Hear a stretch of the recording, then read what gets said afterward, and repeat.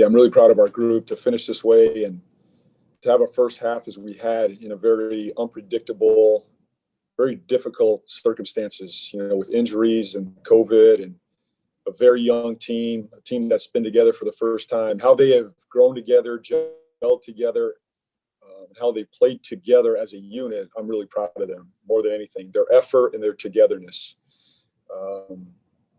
From there, we got to get better. We got to grow. There's a lot of room for improvement here. And I believe over this break, we'll, reevaluate and look at areas to get better. The biggest thing is getting our rest, being healthy, and getting our full squad back sooner rather than later. If we do that, we have the potential to have a very good second half and a very good season. I believe our guys are locked in. They want more. They're going to ask more of themselves, ask more of each other. And that's the goal the rest of the way. And then with PJ getting hurt tonight, another injury for you guys, what's it like to kind of have to once again deal with that, even though it seemed like he just had a sprained ankle as of right now, I guess? Yeah, we'll see how this looks. I don't have an update for you on PJ yet. Thankfully, we have some time to get him right. And my guess is he'll be good to go when we get back together. So it's just one of those things, Rod. This is our season. We just keep rolling, next man up. But I'm really proud of their effort tonight. That was a fantastic performance, 48 minutes. Didn't get off to a great start, but we found our footing and really proud of the group. We'll go to Will Kunkel and then Sam Perley after. Hey, JB, just how good does it feel to end the first half with a dub? And then also just simply how excited are you that it is time for a break right now after that first half? Everybody needs a break right now. Mental, physical break. It's been a grueling couple months. And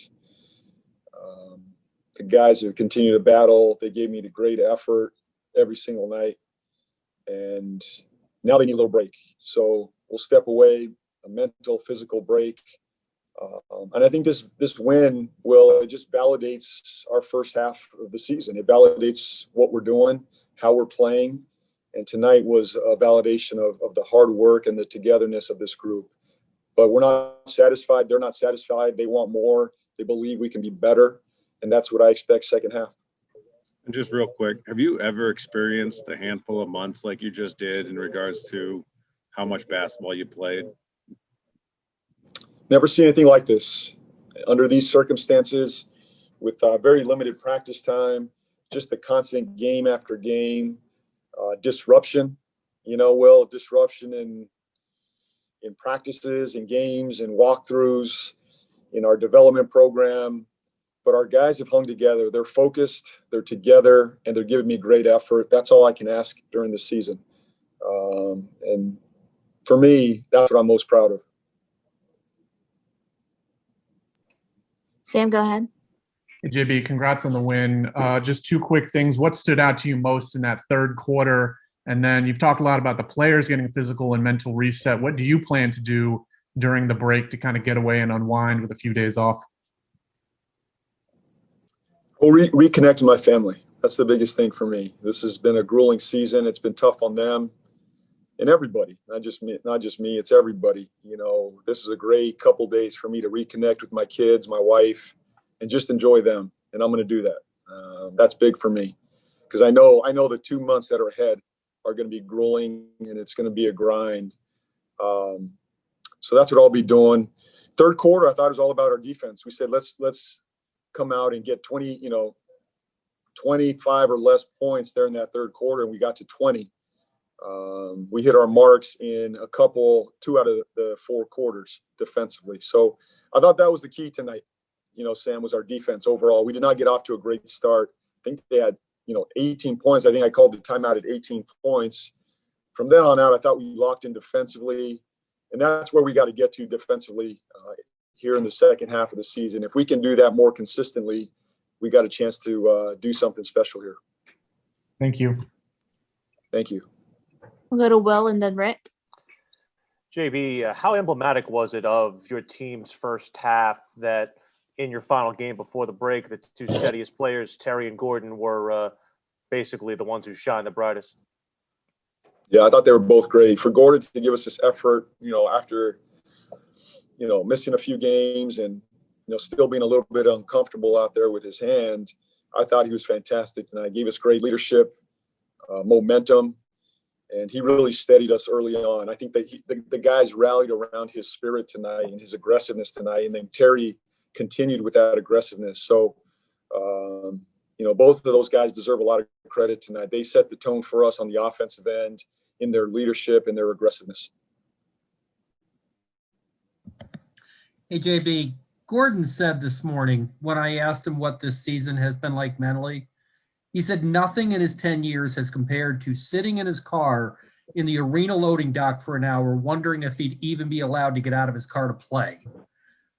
All the absurd, all the variables, all the twists and turns. You've now gone a month with almost everybody in your rotation missing at least a little bit of time. How do you keep a sense of order in, quite frankly, a whole lot of chaos? Yeah, it's a great question, Rick. I mean, that's our season right here. The one thing I share with our guys, and I say, be where your feet are, be present where we're at. And there's a lot of uncertainty, a lot of distractions, disruptions every single day, every single week, whether it's injury or testing or, a false positive, whatever it is. Once our guys enter the locker room and enter our walls, we always say, be where your feet are, be present. In that 2 hours that we have, give it your best, stay focused, do your job. And I think that our guys have done that, Rick. In general, they have been focused. When we get between the lines and we get out there on the court and we get in our locker room, our guys are present and they are focused, and they want to pull together. They want to play for one another. And I think more than anything, we're doing this together, Rick. We're getting each other through this. When certain guys have a bad night, a bad day, they're tired, there's men around them to pick them up. And I think that's what teams are about. You pick each other up through the highs, through the lows. And I think our group has done that. There have been a couple of times with injuries up in the air in pregame where you have reacted to a question with, I honestly don't know right now. The sense of uncertainty, has that been a new experience for you as a head coach? What I'm saying is, if you know somebody's out for 3 weeks, then at least you can plan around it. It seems like there's been a lot of, I don't know. There's been a lot of that. And my guess is it's going to continue throughout this year. There's a lot of uncertainty, more than I've ever seen in a season, whether it's rotation, it's, who's in, who's out, who's at shoot around, who's not. And it's not just us, it's our opponent. You're planning for a certain opponent, and all of a sudden certain guys are out or they change lineups. And I think more than anything, where I've tried to grow as a leader, as a head coach, is adapting and being flexible along the way. There's so much that I can't control this season and we can't control. What I can control is adapting and communicating with my guys. And that's really how I'm getting through it, Rick. Thank you very much. Thank you. Richard Walker, and then the last question will go to Danny Thompson. Richard Walker, CarolinaSportsHub.com. Coach Borrego, Rozier had not, I don't say struggled in the first 5 games of the road trip, but had not been scoring at a high rate. What made tonight different and special for him? And then we've established you've had 5 guys score 30 or more points a game. Was it more hit less his turn, or did he happen to be the hot hand tonight?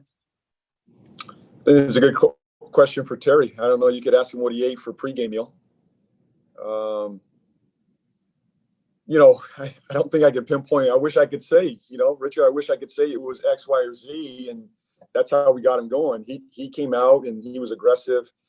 I do feel there was a level of comfort having Gordon back in the lineup. I do think he felt settled. He didn't feel as pressured to make so many plays with G out there with him. So I think that played into it. That eased his mind, and he was allowed just to make plays off of G, off of Melo. And I think it was really important for our group to have G back tonight. But Terry's had a fantastic season. And I think, tonight's performance is indicative of the work and the type of first half he's had so far. Danny, go ahead. JB, Danny Thompson with a 3-point conversion. One of the weaknesses of the team over the last few weeks has been the 3-point shooting of the other team. In the second half, Minnesota shot 3 of 15 from the 3-point line. Was this the statement that you wanted your team to make as we get into the All-Star break defensively? Yes, I thought we were more urgent. We had more attention to detail. We've got to do a better job at the 3-point line, obviously, while still protecting the paint. And it's not easy in this league. You know, I thought as I watched the Portland game again the other night, they made some tough threes, many contested threes. We're there with them. And tonight, for some reason, they didn't go Minnesota's direction. But I thought we were there, and that's all we can do is we're going to have to live with some contested threes as we go. You know, and hopefully other teams cooperate and they miss some for us. You know, Portland didn't cooperate, but we got to continue to do what we can defensively. This is the type of game plan, and this is the type of defense we need here in the second half. And as you say, you're about to take a couple of days to disconnect from the world. As you look back on it, Don't be calling me. As you take some time to disconnect. No questions, Danny. I know this is the last one before the break, JB. So my question for you is 9 months, no games in between. You had 2 weeks of grind camp, but then a couple weeks of preseason.